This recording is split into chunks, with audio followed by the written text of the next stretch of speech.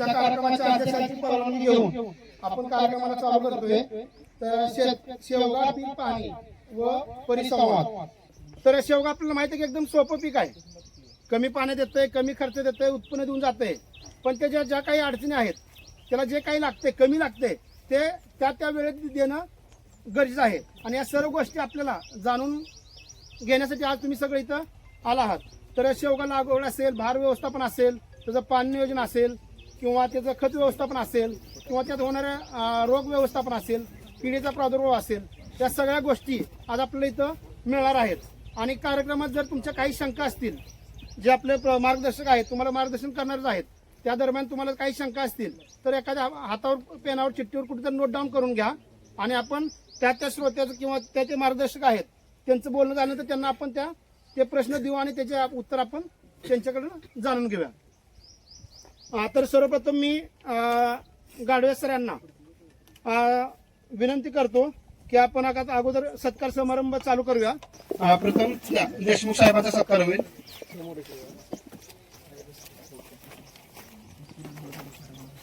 त्यानंतर पाटील साहेबांचा होईल. समोर इकडे. त्यानंतर सत्कार कुलकर्णी काकांचा होईल, गणेश सांगोला. त्यानंतरचा सत्कार मुलांनी साहेबांचा होईल. त्यानंतर सत्कार जनक भाऊंचा करावा. त्यानंतर वेदांत अग्रोचे चांडोली साहेबांचा सत्कार आनंद भाऊंनी करावा. इथं बघा.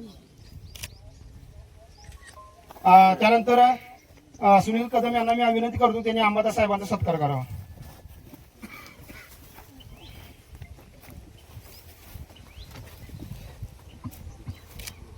या दोघांना बंधुराजांना मी विनंती करतो त्यांनी पुढे यावं. सर्व मान्यवरांतर्फे त्या दोघांचा इथे सत्कार होईल.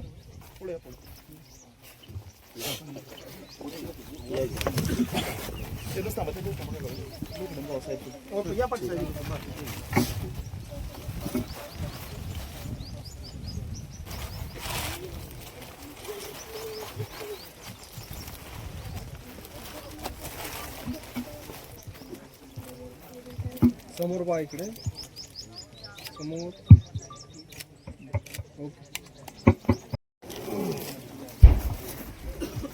यानंतर मी विनंती करतो अंबादास गाडवे साहेबांना की त्यांनी त्यांचं मनोगत व्यक्त करावं. अनिल कदम एक कष्टाळू शेतकरी म्हणलं तर चालते. दिवसात ते फक्त 6 तास झोपले तर झोपले, नाहीतर ते 18 तास ड्युटी करतात. एवढं कष्ट, प्रामाणिक आणि जिद्दीनं काम करणारे शेतकरी आहेत. आज त्यांच्या घरी एवढा मोठा कार्यक्रम इव्हेंट होतोय. त्यांनी त्यांची सगळी कामं आणि लेबर रद्द केलेलं आहे. ऍपल बोर असेल, वर त्यांच्या विहिरीचं काम चालू आहे ते सुद्धा बंद केलेलं आहे. कारण का तर शेतकऱ्यांसाठी एवढा मोठा इव्हेंट त्यांना ऑर्गनाईज करायचा होता की कमीत कमी शेतकरी येणाऱ्याची कोणाची सुद्धा गैरसोय झाली नाही पाहिजे. हे अनिल कदमचं उद्दिष्ट होतं म्हणून त्यांनी सगळ्यांना सुट्टी देऊन त्यांनी आज इथं कार्यक्रम घेतला. आज पाहता शेवग्याचा जर आपण कार्यक्रम घेतोय, शेवग्यामध्ये आज अनेक अडचणी आहेत, अनेक समस्या आहेत. एवढ्या समस्या आहेत की फुलकूज होणे, सेटिंग न होणे, सेटिंग गळणे, किंवा जे काही मेजर प्रॉब्लेम असतील त्याच्याबद्दल आपल्याला फक्त 5 ते 7 मिनिटं ह्याच्यावर आपल्याला मार्गदर्शन म्हणजे करणार नाहीत. आणि 10 मिनिटाच्या प्रत्येक ह्याचा कार्यक्रम म्हणजे त्यांचं बोलणं 10 मिनिटात संपणार आहे. आता मी थोडस सांगतो शेतकऱ्यांना. पहिला शेवग्यात फवारणी करायची म्हणलं की पहिला प्रश्न डोक्यात येतो की पानगळ होईल, गळ होईल. ही शेवगा पीक असं आहे की दुकानदार सुद्धा रिस्क घ्यायला तयार नाही. जरी स्प्रे केला तरी पाठीमागं पानं गळण्याची शक्यता असते.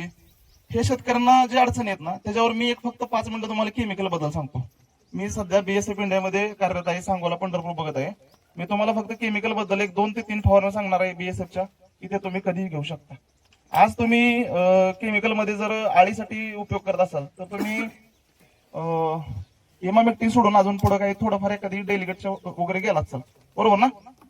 इमामेक्टिन सांगतात ना सगळेजण. आळीचा जर प्रश्न आला तर ट्रायल अशी झालेली, एक्सपोनस तुम्ही 50 मिली 600 लिटर पाण्याला वापरू शकता आणि 25 मिली 300 लिटर पाण्याला वापरू शकता. आळीचा प्रश्न राहणार नाही तुमचा. आळीचा म्हणजे जाळी सुद्धा दिसणार नाही. आणि भाऊ जाळी दिसली तेव्हाच ना दिसली का? एक्सपोनस नोट करून ठेवा, 25 मिली 300 लिटर पाणी. आळीचा विषय संपला तुमचा. आता बुरशीनाशक मध्ये जर आलं तर बुरशीनाशक मध्ये सगळ्यात एकदम BASF ची चांगली आणि टॉप केमिस्ट आहे मेरिओन. मारलं का मेरिओनचा स्प्रे कोणी? मेरिओनचा स्प्रे घेतलाय का कोणी फ्लॉवरिंग स्टेज मध्ये? फ्लॉवरिंग स्टेज मध्ये जर मेरिओन 0.25 100 लिटर पाण्याला जर दिलं तर धुकं दव पडत असेल ना, त्यात तर कुजेचं प्रमाण कमी येतं. ते 6 ते 10 दिवसापर्यंत चांगलं काम करतं. मेरिओन सोबत तुम्ही मायक्रोन्यूट्रन टाकू शकता, त्यानं झाडावर काळोखी राहील चांगली, मेरिओन पानगळ होणार नाही. कुज आणि भुरीला चांगलं काम करतं. अर्ध्याचं 50 ग्रॅम घ्या, 100 लिटर पाण्याला 50 ग्रॅम. BASF ची कॉम्बी मिळाली तर अतिउत्तम. TMX2 नावाने मिळते ती. TMX2 नावाने मिळते, 50 ग्रॅम घेतलं तरी चालेल. काळोखी चांगली येईल प्लॉटला आणि हे होईल. पुढे जाऊन तुम्ही कॅल्शियमची कमतरता शेवग्याला जास्त, म्हणजे जास्त कॅल्शियमची गरज आहे शेवग्याला. जर तुम्ही कॅल्शियमचा यूज चांगला केला तर शेंगा सरळ आणि लांब पण सडक होतात आणि झाडाला ट्रेस मधनं पण बाहेर पडायला हे होतं. तर BASF कंपनीचं मेरिटॉर 1 मिलियन घ्या. BASF कंपनीचं मेरिटॉर 1 मिलियन घ्या. त्यात प्रोटीन, पेप्टाइड्स, अॅमिनो, फुलविक आणि ऑर्गॅनिक कॅल्शियम 11% आहे. त्यामुळे डोळं झाकून मेरिटॉर 1 मिलियन घेतलं आणि रोको त्यात अर्ध्यानं टाकलं तरी काय फुलगळ होणार नाही, काय होणार नाही. ही स्प्रे तुम्ही घेतला तरी काय हरकत नाही. तुमचं इथून पुढचं म्हणजे जे आहे मॅनेजमेंट ते न्यूट्रिशन वर जाईल. न्यूट्रिशन वर तुम्ही साहेब सांगतील, सगळ्यात महत्वाचा रोल आहे ते साहेब सांगतील. नंतरचा रोल सांगतो मी की तुम्ही तिथून पुढं एखादं फॉस्फरस लेवल वाढवणारी ग्रेड दिली तर चालत. मावा दिसतोय का? माव्याला काय मारताय सगळेजण आता? मधमाशी राहील का तिनं? मधमाशी राहणार नाही, बरोबर साहेब? मधमाशीला अनिल भाऊनी रिस्क घेऊन, एवढी रिस्क, एवढं सेटिंग असताना, एवढं फ्लॉवरिंग असताना कोण घेणार नाही. अनिल भाऊनी 1 मिलियन इपिकॉन मारलंय, जे की मधमाशीला हानिकारक नाही आणि तुमच्या फुलगळ आणि पानगळला काही सुद्धा प्रॉब्लेम आलेला नाही. आणि तिथून 1 महिना मावा दिसणार ना रानात. 1 महिन्याचं दीर्घकाळ नियंत्रण आहे. भले कॉस्टिंगचा विचार करू नका, मधमाशी पण रानात जाणार नाही. इपिकॉन 1 मिलियन मारा, त्यानं पूर्ण मावा पण जाईल आणि जास्त दिवस कंट्रोल राहील तुम्हाला त्याचा. बाकीचं असेल ते सुरेश भाऊ पुढे कंटिन्यू करा. त्यानंतर मी विजय कुमार चांबळे साहेबांना विनंती करतो, वेदांत ॲग्रोचे, की त्यांनी आपलं जे काही शेवग्यामधलं अनुभव आहे तो त्यांनी सांगावा. सगळ्यांना नमस्कार. मी वेदांत ॲग्रोतर्फे विजय कुमार चांडुले, कंपनीचा रिजनल मॅनेजर म्हणून आपल्या समोर आहे. आज मला फक्त जास्त काय बोलणार नाही मी, कारण मोठे वक्ते पुढे बोलायचे. फक्त आमचं जे येतं वेदांत, भारतात पहिल्यांदा सिलिकॉन आणणारी कंपनी, त्याचा मेन जी आधार आहे तो ट्रेस मॅनेजमेंट वरती. म्हणजे आता ज्या घडीला तुम्हाला प्रॉब्लेम जो येतोय शेवग्यामध्ये आपल्याला कळायला, तो म्हणजे सेटिंग होत नाही शेवग्या. याचा पण संदर्भ जे वातावरणातील थंडीचं प्रमाण वाढलेलं आहे, म्हणजे ट्रेस एक प्रकारचा ताणच म्हणते त्याला. म्हणजे ताण तणावामध्ये बायोटिक आणि अबायोटिक स्ट्रेस असं 2 प्रकार आहेत. बायोटिक म्हणजे काय? जीवाणूंच्या माध्यमातून येणारा पिकाला ताण, म्हणजे थ्रिप्स असेल, पांढरी माशी असेल, व्हाईट फळी असेल, किंवा माणसानं शेजाऱ्यानं जरी आपल्या बॅरल भरून ठेवला आणि त्यात कुपरडी टाकलं, तो पण एक मानवी आणलेला ताणच आहे, लक्षात राहू दे.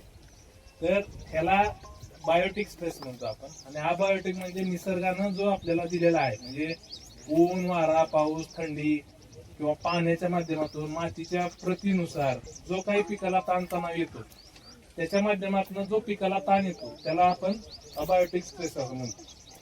आता जो आपण जेव्हा किडींबाबत जे बायोटिक स्ट्रेस आहे त्याच्याबद्दल अंबादास साहेबांनी सांगितलं तुम्हाला, की किडींना आपण काय औषधं देऊ शकतो, किंवा अजून त्याच्यातलं जे काही न्यूट्रिशन मॅनेजमेंट मधून सुद्धा आपल्याला किडींना रोखू शकतो आपण, त्याच्याबद्दल काका सांगतील तुम्हाला. तर जे अजैविक ताण जो आहे, जे निसर्गा निर्मित आहे, जे जास्त हवा आल्यामुळं, जास्त ऊन पडल्यामुळं, टेम्परेचरमुळं, किंवा जास्त थंडी आता जी पडते आता सध्याच्या, हे पीक जे आहे आपलं शेवगा, ते 25 ते 35 अंश सेल्सिअस मध्ये चांगल्या पद्धतीनं येऊ शकतं. पण आताच्या घडीला जर बघितलं आपण, रात्रीच्या टायमिंगला 10, 12, 15 पर्यंत टेम्परेचर जातं. आपणच बाहेर पडू शकत नाही. तर ते पीक तर पाणी देतोय आपण, त्याला पाण्यामध्ये उभं राहतो आणि थंडीचं प्रमाण इतकं वाढतंय की त्याच्या पर्णछेत्रावरती जे पाणी थोडंसं दव राहतं त्याचा अक्षरशः तुम्ही रात्री येऊन बघितलं तर त्याचा काही प्रमाणात बर्फाकड पण जातं ते प्रमाण. तर ती पीक ग्रहण कसं करणार? तर ह्याच्यासाठी दोन गोष्टी तुम्हाला खूप महत्वाच्या राहतात. सल्फर तर आपण आयुष्यभर ऐकतोच आहे की बाबा थंडीत सल्फरचं खूप मोठं काम आहे, पण त्याच बरोबर सिलिकॉनचं पण खूप मोठं काम होतं. सिलिकॉन आपण तीन प्रकारमध्ये वापरू शकतो. एक तर जमिनीतून देऊ शकतो, परत ड्रिप मध्ये पाण्याद्वारे देऊ शकतो आणि वरून फवारणी करू शकतो. तर आता ह्याच्यातून सिलिकॉन दिल्यामुळं नक्की आपण सिलिकॉन ऐकतोय, लोकांना बाकी सगळ्यांना आपल्याला सिलिकॉन माहिती, पण ते काम कसं करतं हे किती जणांना माहिती? तर सिलिकॉन ज्यावेळेस आपण जमिनीमध्ये येतो पहिल्या ऍप्लिकेशन मध्ये, म्हणजे 40 किलोची जी ॲग्रोसीलची बॅग येते, ते ज्यावेळेस आपण जमिनीमध्ये येतो, फॉस्फरस, नायट्रोजन आणि पोटॅश ह्याचा अपटेक जवळजवळ आपण जे नॉर्मली देतो ते 30-40% पर्यंत उपलब्ध होतं. सिलिकॉन बरोबर जर ते वापरलं तर ते 60-70-75%च्या घरात ते पिकाला उपलब्ध होतं. 100% कुठलंच खत लागत नाही, ते तसंच देड अवस्थेत पडतं. सगळ्यात ह्यातला मेन रोल जो करतो, डिस्टर्ब करायचं काम जो करतो, तो फॉस्फरस घटक करतो. तर फॉस्फरस बाकीच्या खताला धरून ते मातीची प्रत बिघडवण्याचं काम करतो. तर फॉस्फरस सिलिकॉनमुळे जास्तीत जास्त अपटेक होतो, पोटॅश पण अपटेक होतो, नायट्रोजन पण जे इव्हॅपोरेशन होतो ते इव्हॅपोरेशन होऊन देत नाही आणि ते मुळ्याच्या कक्षेतच धरून पिकाला जास्तीत जास्त उपलब्ध होतं. ऊन कमी असतं आणि थंडीमध्ये टेम्परेचर पूर्ण डाऊन होतं, 10, 11, 12, 15 पर्यंत येतं. त्यामुळे सुद्धा त्याचं अन्नद्रव्य तयार होतं. तर त्या थरामुळे जी कोटिंग तयार होणार आहे, एक प्रकारचं थर तयार होणार आहे, त्यामुळे त्याला एक थोडक्यात आपल्याला चादरीसारखं काम आहे पानावरती, फळावरती. आणि आता सुद्धा तेच झालं. आणि मी ज्यावेळेस सिलिकॉन मध्ये आपलं सिलिसिलिक ऍसिड येतं, आता हे जे सिलिकॉन आहे त्याच्यामध्ये तुम्हाला मार्केटला खूप आहे. SiO2 नावाचं जे सिलिकॉन येतं ते भरपूर आहे. त्याच्यामध्ये अल्युमिनियम सिलिकेट नावाचा घटक आहे. अल्युमिनियम सिलिकेट ज्याच्यामध्ये अख्ख्या जगभर ज्याचं संशोधन झालेलं आहे, अल्युमिनियम सिलिकेट ह्या केमिकल नावावर, ते केओलिन त्याला म्हणतात. तर आपण केओलिन नावानंच देतोय मार्केटला.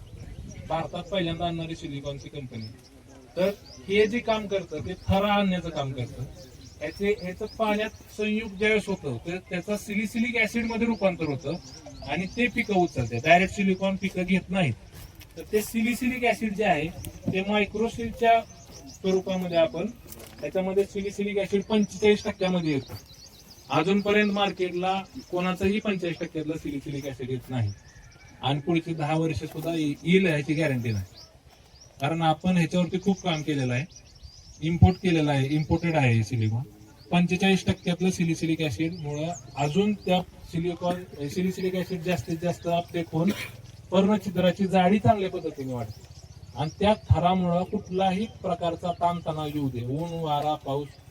आपण सिलिकॉनला आपण काय केलं, नुसतं उन्हाळ्यातच लागतं, पाणी कमी लागतं म्हणून सिलिकॉन द्या, हे पूर्ण चुकीचं आहे.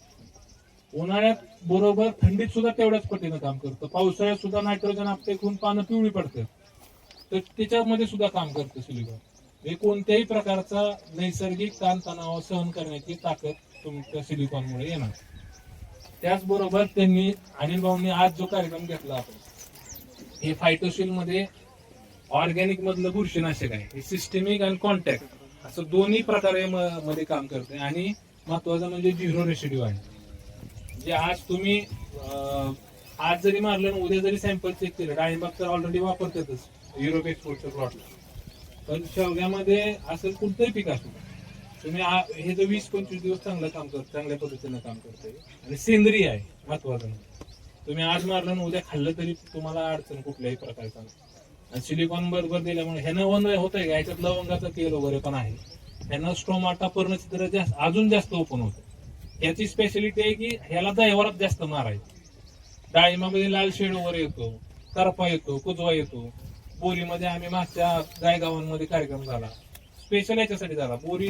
बोरमध्ये खाकरवणी होती बघा, थंडीमध्येच होती, पावसाळ्यात पण जास्त प्रमाणात होतं. त्याचं पिवळी पडून पूर्ण खाकरासारखी काळी पडते. तर ते जिथं ज्यावेळेस फवारणी झाली ते अर्ध झाले ना, तिथंच थांबले.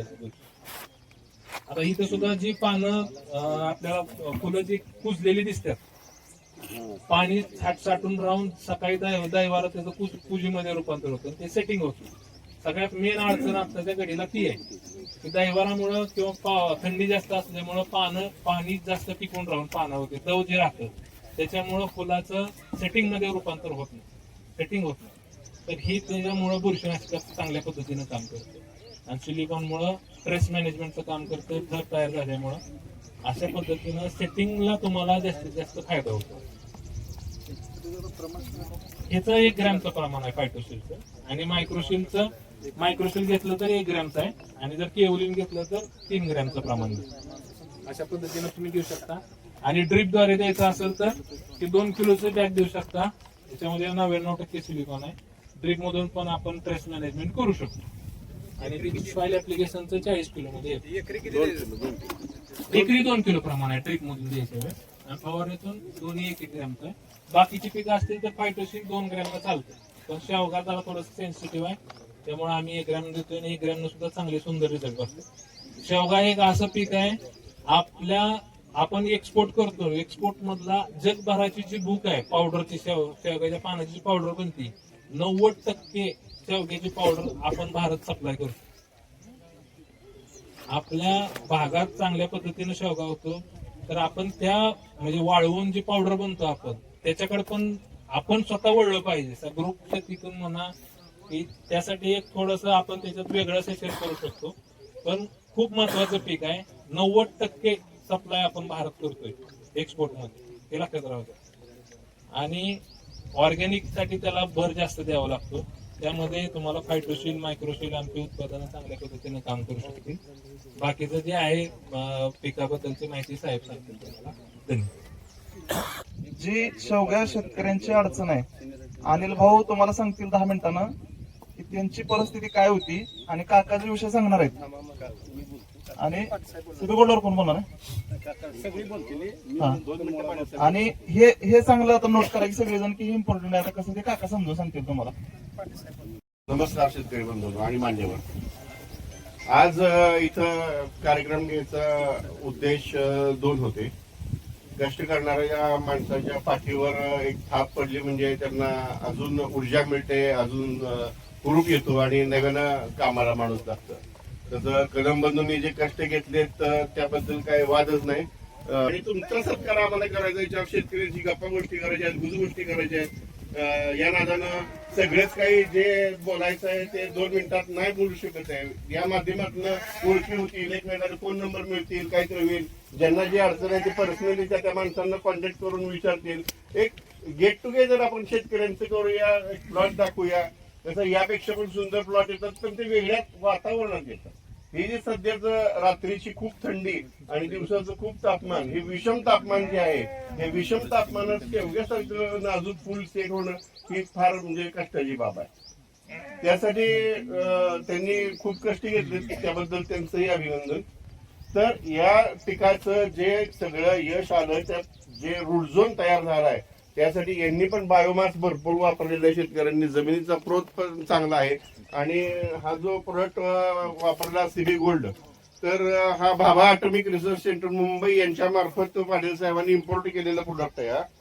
तर त्या प्रोडक्टनं म्हणजे आजपर्यंत आम्ही या सारखे असणारे बरेचसे प्रोडक्ट बऱ्याचशा कंपन्यांचे वापरले, परंतु ह्याचं जे आउटस्टँडिंग रिझल्ट फळबागांमध्ये आणि इतर भाजीपाल्यामध्ये सगळ्या पिकांमध्ये जे मिळाले ते कॉस्ट बेनिफिट रेशो जो म्हणतो म्हणजे आपण पैसे खर्च केल्यानंतर त्याचा मिळणारा फायदा तो किती पट असावा त्याप्रमाणे त्याचा रेशो जमला आणि वापर शेतकऱ्यांनी केला आणि त्याचे रिझल्ट जे आले त्याबद्दल आम्ही बोलण्यापेक्षा नंतर तुम्हाला कदम बंधू सांगतीलच.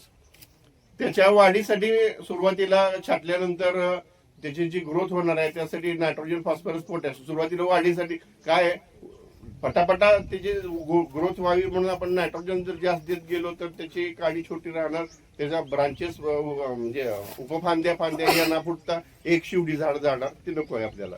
थोडासा नायट्रोजन देऊन एक स्टॉप घेऊन फॉस्फरस पोटॅश थोडी लेवल वाढवून झाड केलं तर पुढं म्हणजे नायट्रोजन, फॉस्फरस पोटॅश जी काय देणार आहे आपण त्याचा बॅलन्स करायचा आहे.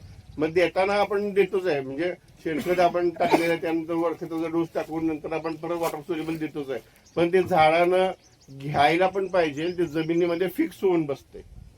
ते झाडानं घेण्यासाठी जे कन्सोर्शियम मिळतो हे नायट्रोजन, फॉस्फरस, पोटॅश हे तिन्हीचं विघटन करणारे जीवाणू. जमीन ही जिवंत पाहिजे. जमीन जेवढी जिवंत असेल तेवढा न्यूट्रिशन अपटेकला, अन्नद्रव्य झाड घ्यायला मदत होणार आहे.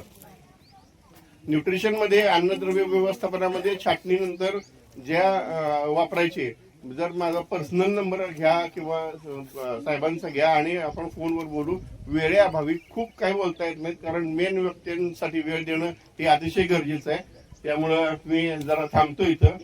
आणि नंबर सांगा. माझा नंबर आहे 9850 78 51 68. बरं, यानंतर मी पाटील साहेबांना विनंती करतो की त्यांनी मार्गदर्शन करावे.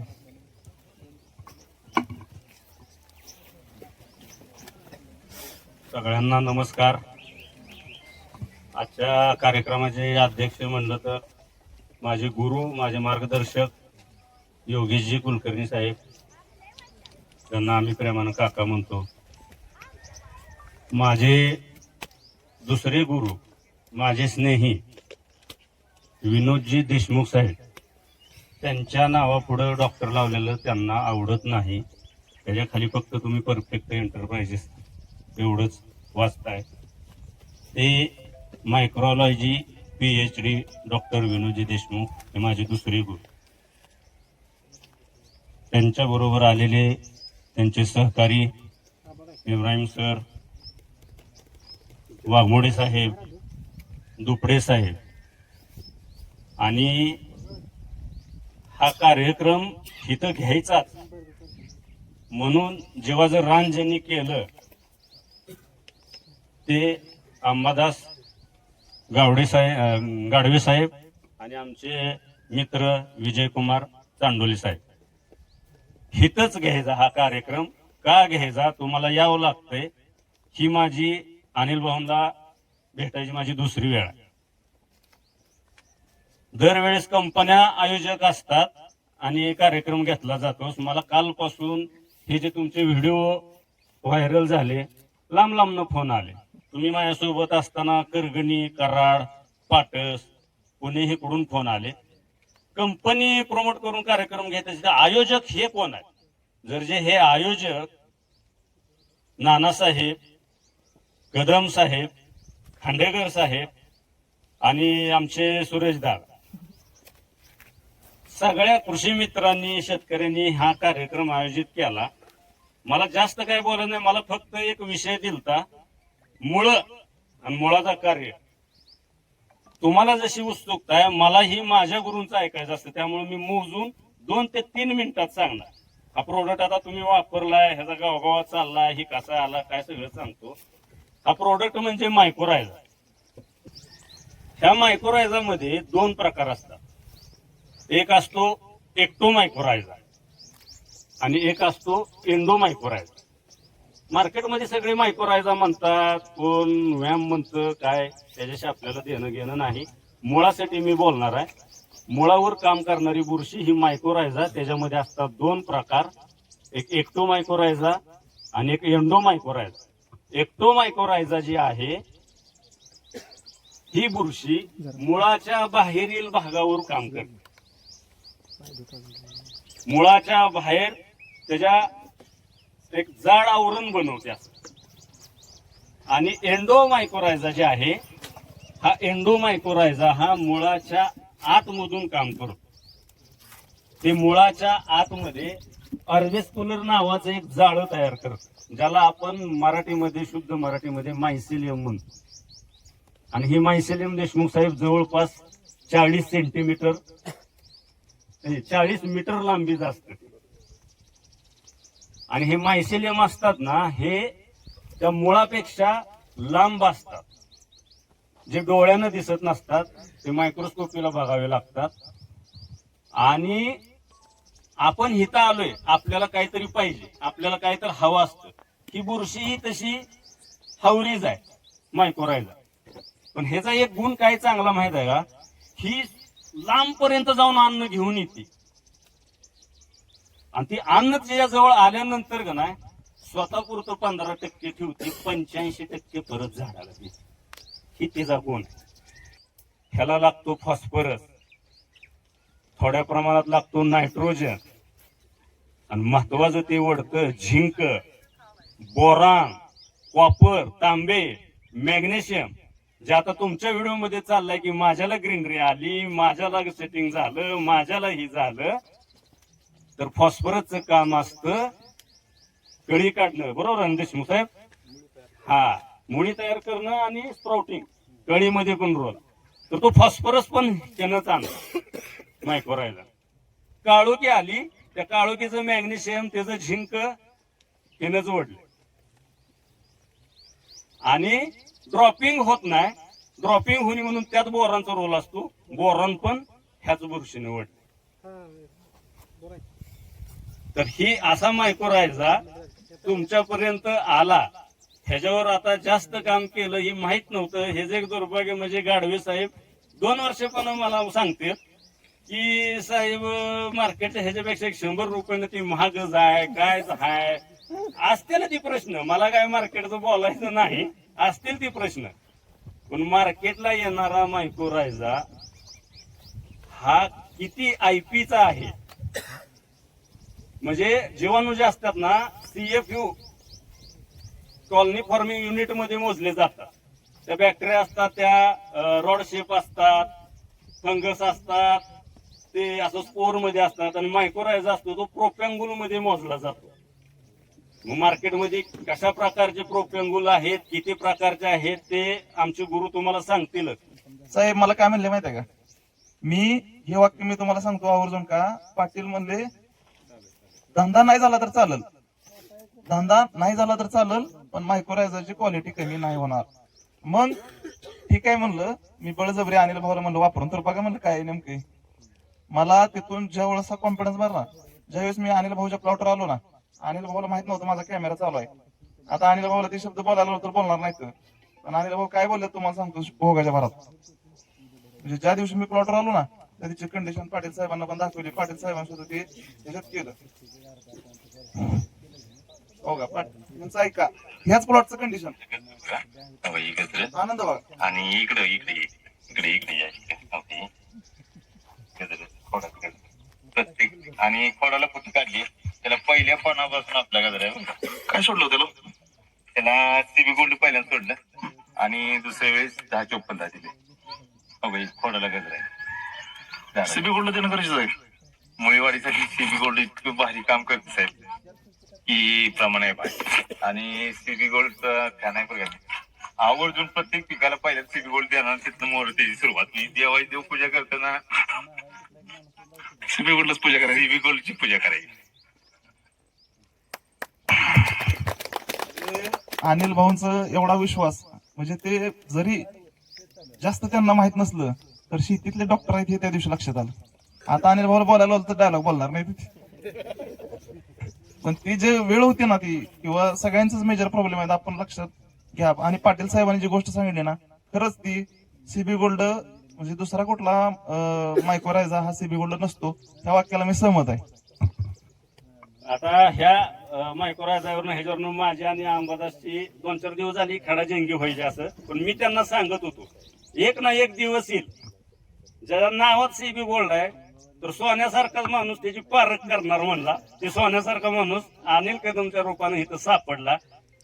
जसं मुळात म्हणजे प्रत्येक पिवळा धातू ही सोनं नसतं, तसं प्रत्येक मायक्रोरायझा हा सीबी गोल्ड नाही, पण जसा ती पिवळा धमक धातू नावाप्रमाणे तुमच्या मुळात सोन्यासारखा चमकल, आणि सोन्यासारख्या माणसाला सोन्याचा दिवस यावं यासाठी ही पांडुरंगाला आम्ही प्रार्थना करतो. नमस्कार, मी विनोद देशमुख, परफेक्ट एंटरप्राइजेस अकलूज येथे 24 वर्ष झालं माझे काउंटर आहे. जसं पाटील साहेबांनी सांगितलं किंवा कुलकर्णी साहेबांनी सांगितलं ह्याच्यामध्ये की मायक्रोरायझाचा रोल काय आहे, हा रोल कम्प्लीट तुम्हाला समोर दाखवण्यासाठी किंवा काय करण्यासाठी थोडीशी प्रस्तावना करावं लागेल एखाद्या पिकासंदर्भाची. म्हणजे ती आहे शेवगा. शेवगा हा समशीतोष्ण कटिबंधातला जे पीक आहे, समशीतोष्ण जे जिथं वातावरण फार थंड नसतं, फार गरम नसतं, अशा ह्याच्यामधला तो विषय आहे. प्रत्येक पिकासाठी एक टेम्परेचर असतं, जे आवडीचं टेम्परेचर असतं. जसं की केळीसाठी 23 डिग्री ते 36 डिग्री सेल्सिअस मध्ये केळ एकदम आनंदाने वाढते, तसं शेवग्याचं एक लव्हिंग टेम्परेचर जे आहे ते 28 डिग्री ते 32 डिग्री आहे. ह्या एवढ्या टेम्परेचर मध्ये शेवगा आनंदाने वाढतो, फुलं देतो, आपोआप सेटिंग करतो, सगळ्या गोष्टी करतो. आता कमर्शियल शेवग्याची लागवड करत असताना आपण जर बघितलं तर जिथं मातीची उलथापालथ होते तिथं न्यूट्रिशनल व्हॅल्यू किंवा न्यूट्रिशन ह्या बाकीच्या गोष्टी थोड्याशा कमी जास्त प्रमाणात होते. मग घरापाशी शेवग्याचं एखादं जर झाड असेल की त्याला वर्षानुवर्ष 10-10 वर्ष तुम्ही काय हलवत नाहीये, तरी ते झाड कधी पिवळं पडत नाही, फुलं त्याची जास्त गळत नाही, त्या सीझन मध्ये फुलं टाकतं, ती फळं देतं, काय करतं ते कुठं तर उकिरड्याच्या जवळ ह्याच्या जवळ असतं. त्यामुळे ज्यावेळेस तुम्ही मशागत किंवा ह्या बाकीच्या गोष्टी करता त्यावेळेस थोडासा विचार करणं त्याला गरजेचं राहतं. आता शेवग्याचं स्ट्रक्चर थोडस लक्षात घेणं फार गरजेचं आहे. म्हणजे पीक म्हणून जर बघायचं म्हणत स्ट्रक्चर म्हणजे काय की त्या झाडाचं जेवढं काय बाहेरून जे दिसणार आहे ते होते. सर्वात प्रथम सांगतो तुम्हाला की मुळी ही स्ट्रक्चरची सुरुवात होते. मुळी म्हणजे शेवग्याची मुळी कशी आहे, कुठलंही पीक करायचं असेल किंवा काय करायचं असेल तर तुम्हाला पहिल्यांदा त्याची मुळीचं कार्य म्हणजे उतळ मुळ्या येत्या, खोल मुळ्या येत्या का कशा येत्या. तर शेवग्याची मुळी जी आहे हे टॅप रूट आहे पहिल्यांदा सुरुवातीला, की जसं आपण बाजारातून गाजर घेऊन येतो तशी गाजराच्या आकाराची एकच मुळी आहे खाली, ते टॅप रूट. ते सरळ खाली जातं, ते झाडाला आधार देण्यासाठी आणि पाणी आणण्यासाठी. जास्त वय झाल्यानंतर 18 फुटापर्यंत खोल जातं. सगळ्यात ह्यातलं दुसरं जे आहे ते लॅटरल रूट आहे, जे पहिल्या 0 ते 45 सेंटीमीटरच्या ह्याच्यात कार्यरत राहत आहे. त्याच्यातून अन्नद्रव्य बाकी सगळं वॉटर मॅनेजमेंट ह्या सगळ्या गोष्टी लॅटरल रूट मधून होतात. पण शेवग्यामध्ये लक्षात घ्या की पहिल्या 45 सेंटीमीटर मध्ये जे काय तुम्ही न्यूट्रिशन किंवा बाकीच्या गोष्टी करणार आहे म्हणजे 45 सेंटीमीटर म्हणजे 1.5 फुटामध्ये जेवढी ऍक्टिव्हिटी चांगली राहील तेवढा तो शेवगा सुंदर राहणार. त्याच्यानंतर जो विषय येतो तो येतो खोडाचा रोल त्याच्यामधला काय आलेला आहे, मेकॅनिकल सपोर्ट, पाणी आणि अन्नाचं वहन करणं. तिसरा पार्ट आला म्हणजे स्ट्रक्चर मधला तो आहे पानाचा. आता पानाचं काय आहे की सूर्यप्रकाशाच्या सहाय्यानं क्लोरोप्लास्ट किंवा क्लोरोफिल तयार करणं, एक एनर्जी तयार करणं आणि त्या एनर्जीला लागणारे न्यूट्रिएंट खालून त्या मुळीमधून वर येतात आणि एटीपी एनर्जी जनरेट होते त्याच्यामध्ये. त्यानंतर विषय येतो कुठला की फुलोऱ्याचा, की जसं की आपण म्हणतो की लहान लहान आता ह्याच्यामध्ये दिसत आहे तुम्हाला की लहान एकदम बबल्स आहेत. ह्याची जी फुलाची पद्धती आहे का हे इन्फ्लोरसन्स म्हणते, ती एकच काडी येते ह्याला आणि एका काडीला अशा उपकाड्या तयार होऊन त्याला लागणारी फुलं आहेत ती म्हणजे इन्फ्लोरसन्स, म्हणजे त्याला पॅनिकल म्हणलं जातं. म्हणजे एकाच काडीला असंख्य फुलं येणं ह्या गोष्टीमध्ये. ती फुलापाशी का आलोय थोडस लक्षात घ्या. मी जे सांगणार आहे तुम्हाला की ते आता सध्याची ऐकायला उत्सुक आहेत का की सेटिंगच होत नाहीये, फुलं गळून जातात, करपून जातात, ह्या आता जी समस्या आहे का ना त्याच्यावर मी येतोय हळूहळू. त्यामुळे थोडस तुम्ही फुलाविषयी समजून घ्या पहिल्यांदा, फुल काय आहे, कसं आहे किंवा कुठं येत आहे त्याच्यामधलं येते. फुलानंतरची काय त्या फुलाचं शेंगमध्ये रूपांतर होत आहे, ही त्याची स्ट्रक्चरची 5वी अवस्था. 6वी अवस्था येते बियाची. बिया कशाला येतात उपयोगाला की रिप्रोडक्शनला, म्हणजे पुढे जाऊन ह्याचं एक नवीन अजून झाड तयार करता यावं या दृष्टीनं त्याला सगळं काय स्ट्रक्चर मध्ये करून ठेवलेलं आहे. एकसारख्या आकाराच्या नाही त्या, की 3 पाकळ्या मागच्या बाजूला आणि 2 पाकळ्या पुढच्या बाजूला येते त्याच्यामधले ते.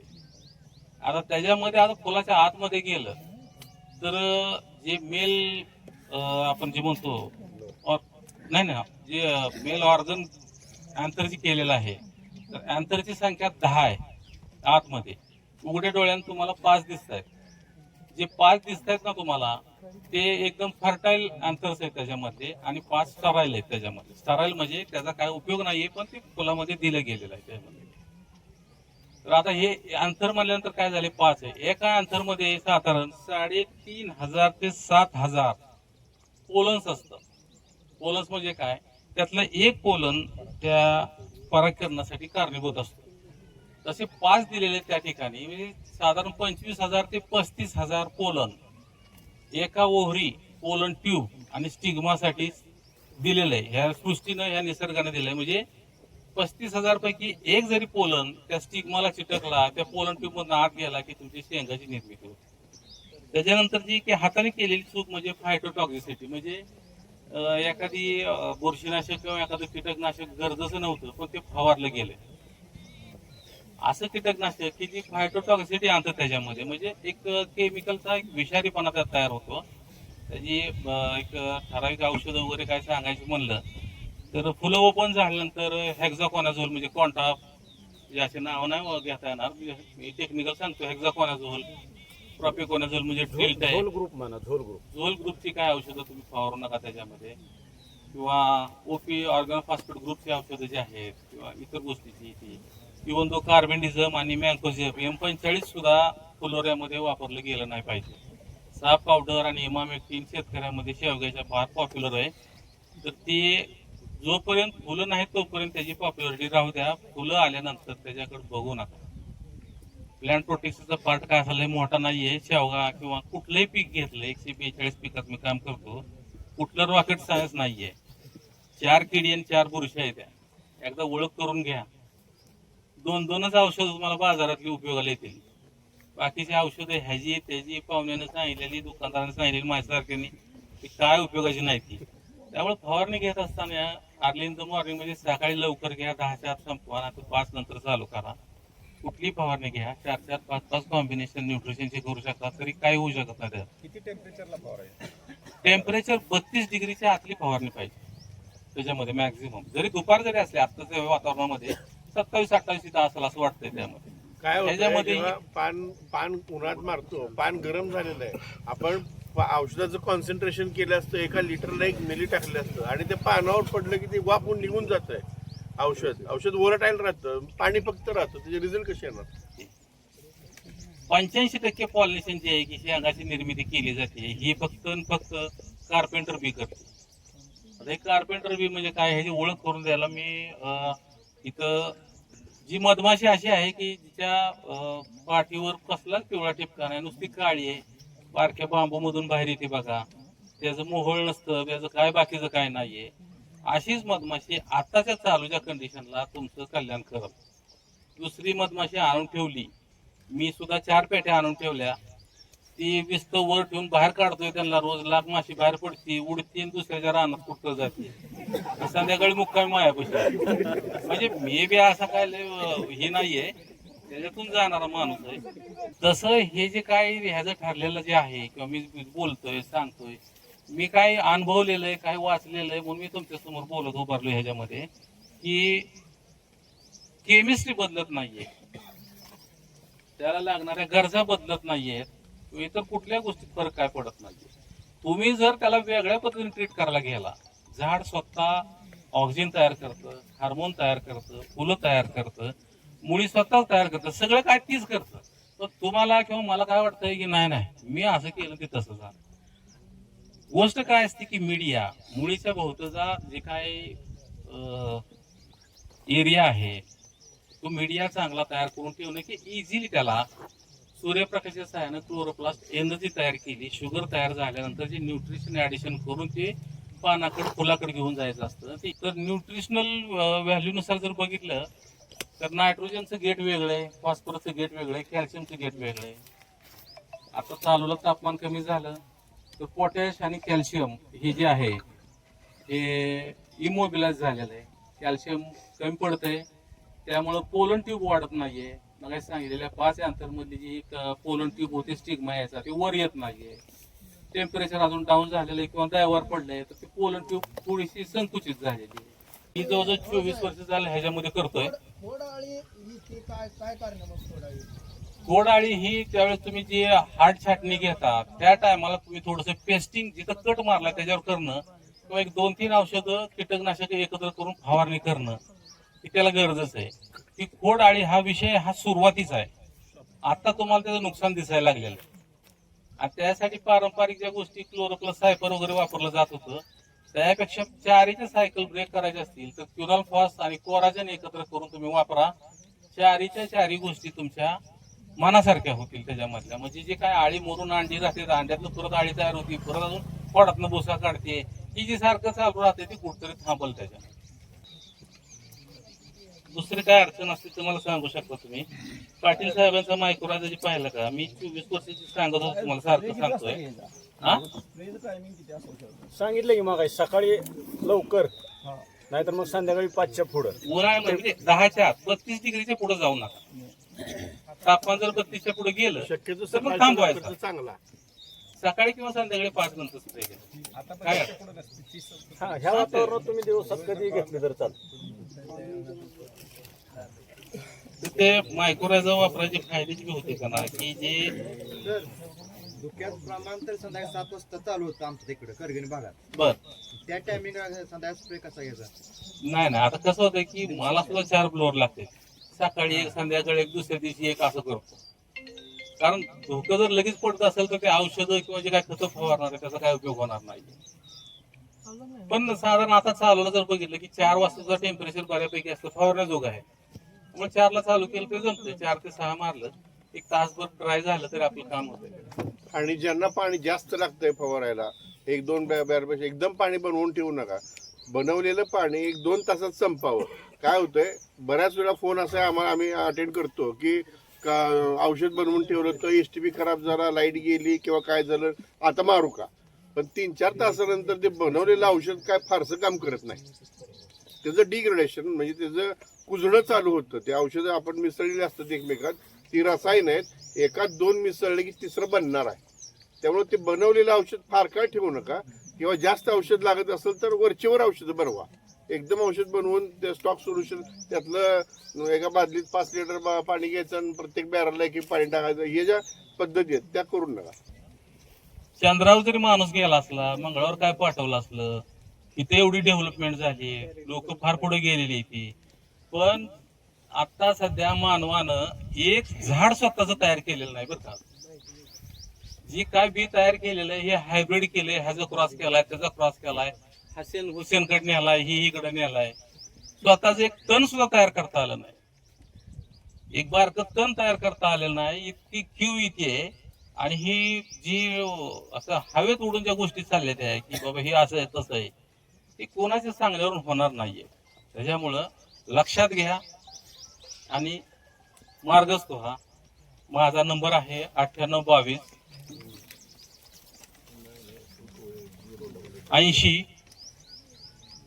88 00. डबल सांगा. परत सांगतो 9822 80 88 00. विनोद देशमुख नाव आहे. सहसा सकाळी 8 नंतरच करा आणि संध्याकाळी 8च्या आतच करा. काय होतंय जरा बाकीची इतर काम आहे ती दुसरं काय नाही. त्यावेळेस काय तुमची शंका कुशंका वेळ असेल तर त्या टायमाला तुम्हाला रिप्लाय करून ते काका बरोबर कन्सल्ट करून बाकी पाटील लांबादास ही सगळे आहे ती त्यांच्या बरोबर करून पुढे जाता येईल.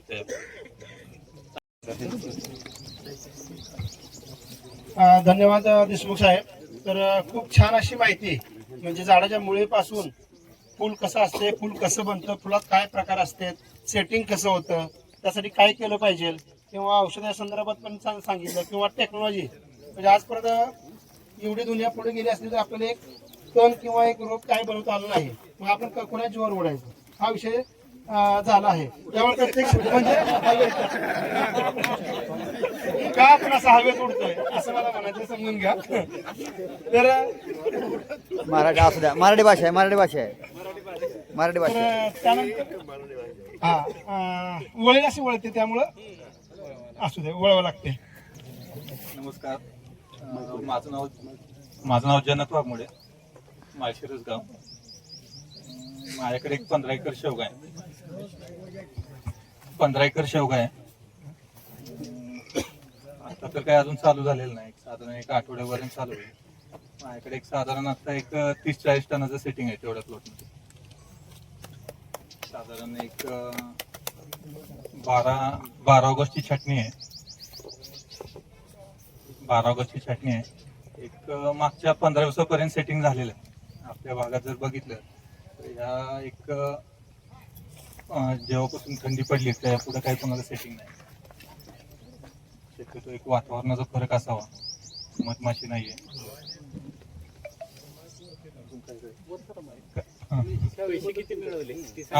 एक साधारण माझं आता 5वं वर्ष आहे शेवग्यामध्ये.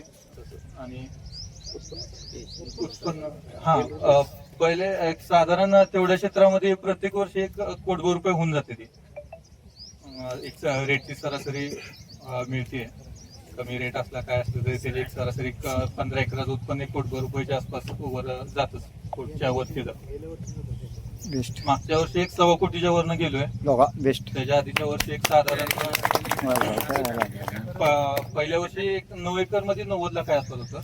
पाण्याचं वगैरे जर बघितलं तर सेम असंच प्लॉट आहे, असंच पाणी देतो. नाव नंबर सांगा. माझं नाव जनक वाघमोडे, नंबर आहे 9130 33 71 17. धन्यवाद. मग अशी एक विषय देशमुख साहेबांनी सांगितला की टिश्यू कल्चर बद्दल. महत्वाचं म्हणजे टिश्यू कल्चरच का, सगळ्याच्या डोक्यामध्ये एकच प्रश्न असतो की बियापासून जर आपण बनवू म्हणजे शेवग्याची लागवड करू शकतो तर टिश्यू कल्चरच कशासाठी. तर सगळ्यात महत्वाचं काय आहे, शेवग्याच्या एका झाडाची एक शेंग घेतली, त्याच्या 10 बिया असतील किंवा 14 बिया असतील, ह्या 14च्या पैकी किमान 6 ते 8 बिया ह्या तुम्हाला व्हेरिएशन घेऊन येतील. व्हेरिएशन इन द सेन्स एखाद्या झाडाला शेंगा कमी लागतील, एखाद्याला जास्त लागतील, एखाद्याला गरजेपेक्षा जास्त लागतील, एखाद्याला काहीच लागणार नाही, एखाद्याची आखूड असेल, एखाद्याची लांब असेल. त्यासाठी मूळ मुद्दा म्हणजे काय, जर समजा तुम्ही बियापासून लावायचं म्हणलं तर व्हेरिएशन येते. म्हणून आम्ही त्यांच्या पाठीमागे लागून ही नवीन टेक्नॉलॉजी आपल्याला काय करता येते का, जर समजा फांदीपासून करायचं असेल तर फांदीला मर्यादा असते. एका झाडाला नाही म्हणलं तर 10 ते 15 फक्त तुम्ही रोपं तयार करू शकता गुट्टी कर्माद्वारे, त्याला एअर लेईंग सिस्टीम म्हणतात त्याला. जर तुम्हाला करायचं असेल तर त्याला मर्यादा असतात. तुम्हाला साहेबांनी सांगितलं तसं 5-10 वर्ष जातील. ह्याच्यासाठी एकच रस्ता आहे, तो म्हणजे टिश्यू कल्चर. धन्यवाद. धन्यवाद साहेब. आता बऱ्यापैकी सगळ्यांना ऐकलं आकडा 1 कोटी 1.25 कोटी. आता क्षेत्र आहे म्हणून गेले 15-20 एकर लगेच लागवड करू नका, कारण प्रत्येकाला जमत नसते. जसं साहेबांनी सांगितलं प्रत्येक गोल्ड हे त्या पद्धतीनं, कारण त्यांचं कष्ट पण तुम्ही बघितलं पाहिजे. आजकाल कसं आहे, आता मी पण युट्यूबर आहे, माझा चॅनल आहे शेतकरी मित्र सूरज अवताडे. युट्यूबला कसं असतं किंवा इथं गॅरगर मामा आले, त्यांचं काम काय आहे किंवा आमचं काय, व्हिडिओ काढणे, पोस्ट करणे. पण त्यातली सत्यता जी असते की ज्यावेळेस तुम्ही प्लॉटवर जाता त्यावेळेस तुमच्या लक्षात येते. आता साहेबांनी सांगितलं त्यांचं 15 एकर आहे, त्यांना एवढे कोटे होतात, पण त्यांचं जे कष्ट आहे कुणालाच माहित नाही, ते त्यांचं कष्ट त्यांनाच माहित आहे. मग तिचं खताचं, पाण्याचं, खर्चाचं सगळंच असेल. त्यामुळं प्लॉट व्हिजिट करा, सगळं बघा आणि त्यानंतर करा. आता उगाच कोटी होते म्हणून लागवड करून कोटी होत नसतात. त्यांना कोटी होते आपल्याला 50 रुपये नाहीत, तसं पण होत नसतं. असेच नवनवीन पाहण्यासाठी नामदेव गारगाव चॅनलला लाईक करा, सबस्क्राईब करा. धन्यवाद. जय बाळू मामा.